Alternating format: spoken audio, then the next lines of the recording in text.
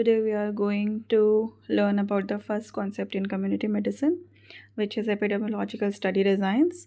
And through this presentation, I would be giving you a flow chart, which will be a one-page flow chart, which will help you in identifying or choosing the right study design. And whatever question or problem or any case you get where you have to choose the study design and in your any research project during your MBBS, so you can choose it by these simple steps we are going to learn. Now there is a fundamental question that if there is any exposure assigned by the investigator, so in your problem first of all you have to see that if there are any exposure givens. So if it is yes, then it is an experimental study, and if it is no, then it is an observational study. Now, first we will get on to the yes part, which is a experimental study. You can make the arrows. Yes, then experimental study, then make a arrow, and then write unit of study. Now we will see what is the unit of study. If it is healthy people, then you can make a arrow and write field trial. Then that is field trial done in the real world settings, and this can include all the kinds of community based interventions. And then you will write second patients unit of study as unit of study.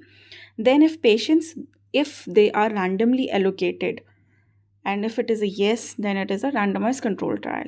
If they are not randomly allocated, then it is a non-randomized control trial. And then there is a third unit of study which is community. Then we will get on to the no part of our flowchart, which is observational study. Then in observational study, you have to see if there is any comparison group. If there is any comparison group, then it is analytical study. There you have to see if there is any unit of study. Before that, we will go into the no part, which is the end for us. Like if there is no comparison group, then it is a descriptive type of study. In that, you have seen that some people report one case, that is a case report, in which all the atypical and typical findings of a case are reported.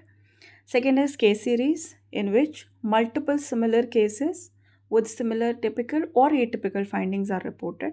And the third is cross section, in which we just describe the snapshot of any particular study at one point of time.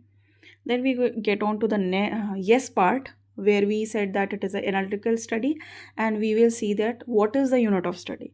If it is an individual study or a group study. If it is a group study, then we can say that it is a ecological study, where we take population as the unit of study.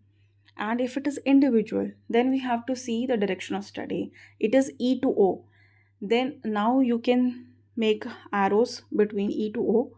If it is forward arrow, then it is cohort study. If it is a backward arrow, then it is a case control study.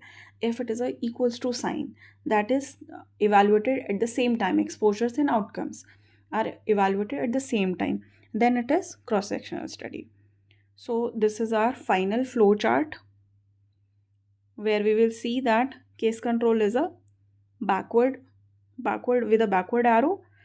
It is done to find out the exposures, and it is good for the rare diseases. It requires less resources in terms of money or human compared to the cohort study. And we do cohort study to establish the temporal relationship, like causality, and we get the incidences in the cohort studies. Cross sectional is the snapshot, like uh, assessment of a study at a particular time. So here our flowchart finishes, and that's how we will be able to choose a particular study design. For details, you can contact me via my email or commenting on the video.